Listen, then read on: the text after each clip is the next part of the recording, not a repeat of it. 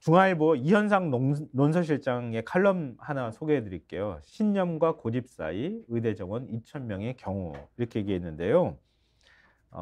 그 칼럼이 이렇게 시작해요. 읽는데 51분 걸린 지문 뒤 질문이 나왔다. 이 글의 요지는? 하고 물음표를 찍어 놨는데요. 2,000명 증원 의지를 고수하겠다. 2번 2,000명 증원을 꼭 고집하는 건 아니다. 이러면서 이만하면 킬러 문항이다. 이렇게 얘기를 시작하고 있어요. 이 킬러 문항을 못 풀어서 그날 함은경 후보가 대통령 탈당하라고 한 다음에 다음 날은 탈당을 철회하라고 하고 막 이랬던 거 아닙니까? 맞아요. 이게 무슨 뜻인지 헷갈린다고 동아일보 사설에서도 지적했던 내용이기도 하고요. 그러니까 결국은 이게 대통령이 계속 51분 동안 거의 대부분의 시간을 왜 2,000명 증원해야 되는지 얘기하고 난 다음에 그다음에 마지막에 그래도 열려 있다. 이런 식의 얘기를 덧붙이는 걸로 대통령의 유연한 태도를 보여줬다고 얘기를 하는 거 아니에요.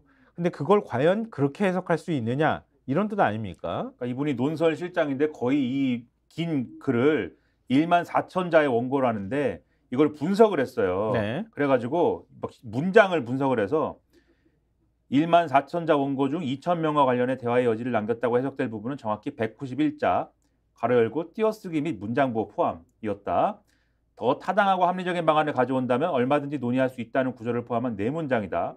그나마 이들 문장 바로 뒤에는 하지만이라는 역접 부사가 이어진다. 앞 네 문장이 전하고 싶은 요지가 아니었다는 뜻이다. 담화문의 대부분은 2,000명의 도출 근거와 정당성, 의료 카르텔 타파 및 국정개혁 의지 등으로 가득 차 있다. 보통의 문해력을 가진 수험생이라면 1번 그러니까 2,000명 증원 의지를 고수하겠다를 택하는 건 당연할 터. 그런데 그날 저녁 KBS에 나온 성태윤 대통령실 정책실장은 2번 그러니까 2,000명 증원을 꼭 고집하는 건 아니다. 이게 정답이란다. 출제 미스인가 독해력 부족인가 혹은 꿈보다 해몽이 좋은 건가. 네, 이런 얘기입니다. 이게. 저도 비슷한 생각을 했어요. 이날. 그러니까 말이에요. 네. 대통령이 분명하게 메시지를 좀 국민들한테 알기 쉽게 던져주고 난 다음에 대화 의지가 있다고 얘기해야 되는데 이게 그런 건지 아닌지도 계속 헷갈린 상황에서 결국 의대 증원은 정부가 계속 증원 추진하고 있고 한쪽으로는 대통령은 대통령실에서 자 전공이 누구라도 찾아와 내가 일정 비워놓고 기다리고 있을게 이렇게 해서 될 문제가 아니라는 걸 지금 얘기하고 있는 거잖아요. 그리고 이런 태도가 이 의대 증원 문제뿐만이 아니라 국정 전반에 대해서 이런 거냐에 대한 평가거든요. 그 평가가 지금 이루어지고 있는 거고 그게 표심으로 이어지고 있는 거거든요. 그래서 이 대국민 담화가 그게 아닙니다를 보여줄 만한 계기가 됐어야 된다라고 국민의힘 후보들이 요구했던 건데 그 기대가 이루어지지 않아서 막 실망하고 이런 거 아닙니까 지금 네. 상황이. 네. 그랬다는 맞아요. 거를 직시하고 있는 거냐 큰 의문이 있다는 거예요. 일단 선거 앞두고 난 다음에 굉장히 다급한 상황이기 때문에 뭔가든 어떤 것이든 해야 된다. 이런 다급함들이 보이는 것인데 그렇게 다급함들이 한축으로 보여짐과 동시에 선거에 큰 도움이 안 된다고 생각하면 행동으로 옮기지 않는 것들도 있어요. 자, 그다음에 지면 보여주실래요? 경향신문 6면. 대통령 여당 대표 빠진 4.3 추념식. 희생자 위로 거부한 것이다. 이렇게 비판하고 있다고 하는 목소리가 있고요. 이거는 저희가 뭐 자세하게 말씀드리진 않겠습니다. 한국일보 5면 보여드릴게요. 이재명 대표는 지금 여당을 국민의힘을 4.3 학살의 후예다라고 비판했다고 하는 거고 한동훈 비대위원장은 이재명 대표가 오히려 역사의 아픔을 이용했다. 이렇게 지금 반박했다고 하는 내용도 같이 들어 있습니다. 한겨레 신문 사설로도 지금 윤 대통령 4.3 추념식 참석 안 한 거 비판하고 있죠. 그렇죠. 이런 내용입니다. 불참했는데 윤석열 대통령 민생 토론에 내세워서 24차례에 걸쳐서 전국 곳곳을 누볐다. 그러나 국가폭력에 희생당한 제주도민 기리는 자리엔 뚜렷한 이유도 없이 참석하지 않았다. 한동훈 위원장은 선거운동 이후로 불참했다. 총선 앞 보수 지지층 의식하는 행태다. 이렇게 써놨고 이날 행사에선 한덕수 국무총리가 자신의 명의로 된 추념사를 읽어내렸는데 지난해에는 그나마 한 총리가 윤 대통령 추념사를 대독했으나 올해는 총리 명의로 격을 낮춘 셈이다. 이렇게 평가를 했습니다. 그리고 이마저도 4.3 단체와 유족들이 꾸준히 요구해온 희생자, 유족 명예훼손 처벌 조항 이런 것들을 마련하는 거 이런 거는 언급되지 않았다라고 평가를 하고 있고요. 그리고 이렇게 안 왔기 때문에 윤석열 대통령의 경우에는 2022년에는 당선자 신분으로는 추념식에 참석해놓고 지난해에는 한미 정상회담 준비라는 이유를 대면서 불참을 했고 올해에는 아예 설명도 내놓지 않았다. 여당 대표도 2년 연속 불참으로 여야 대표가 추념식에 참석해서 희생자와 유족을 함께 위로하던 관행마저 깼다.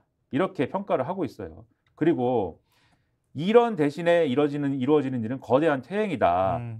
4.3 이 여권에선 제주도민 3만여 명이 학살된 4.3 책임자인 이승만 전 대통령을 국부로 추앙하는 움직임이 활발하고 4.3을 모독한 이들이 버젓이 여당 후보로 공천을 받았다. 김일성, 박헌영 지령을 받은 무장 폭동이라고 한 조수연 대전 서구갑의 후보. 4.3 사건이 촉발된 계기는 좌익 세력과 남당 세력이 대한민국 정부 수립을 방해하는 과정이라고 한 전희경 후보 경기의정부 갑에. 네. 김일성 일가 지시에 의해서 촉발된 사건이라고 한 태영호 후보 서울 구로을에 출마했죠. 등 망언을 서슴지 않은 이들이 모두 국민의힘 공천을 받아서 국민대표가 되겠다며 지지를 호소하고 있다. 언제까지 이래야 되느냐. 국민의 아픔을 보듬고 치유와 통합에 앞장서는 게 대통령의 역할이다. 이런 내용입니다. 그러니까 정작 해야 될 일은 안 하고 있다 이런 얘기고요. 안 해도 될 일을 해가지고 국민들한테 혼란을 주거나 대통령 차라리 아무 일 안 했으면 좋겠다고 얘기를 들을 만한 내용들도 있어요.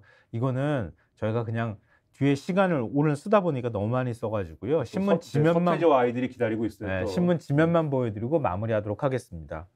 자, 대통령 연설 장병 교육 시도까지 국방통일부 총선 안보 발의하려고 했다. 대통령 연설 내용을 가지고 장병도 교육시키려고 했다가 이거 일부 부대에서 반발하고 이거 아닌 것 같다 이렇게 얘기를 해서 접었다는 내용이고요. 인기를 얻고 싶으면 조기 퇴소를 시켜줘요. 그러면 좋아할 텐데 왜 저런 걸 합니까?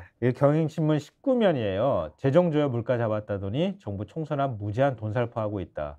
그러니까 민주당에서 이재명 대표가 25만 원씩 주겠습니다. 그랬더니 이거 물가 인플레이션 조장하는 거 아닙니까? 이렇게 얘기를 했더니 대통령이 더 많이 돈 풀겠다고 얘기하는 거 그럼 어떻게 설명할 거냐 이런 얘기고요. 그리고 오늘 사설 보면은 R&D 예산 깎을 때는 언제고 갑자기 마구 늘린다고 하는데 이유도 설명이 없다 이런 것도 있어요. 이게 도대체 나라가 어디로 가는 건지 모르겠네요. 근데 어찌됐든 선거는 내일부터 시작이 됩니다. 내일 사전투표 내일하고 모레 이틀 동안 있게 되고요. 깜깜이 기간 동안에 사실은 언론에서도 뭐 더듬더듬하면서 민심을 얘기할 텐데요. 그동안에 뭐 국정 운영이 어떻게 됐는지 야당도 역시 심판의 대상이 될 텐데요.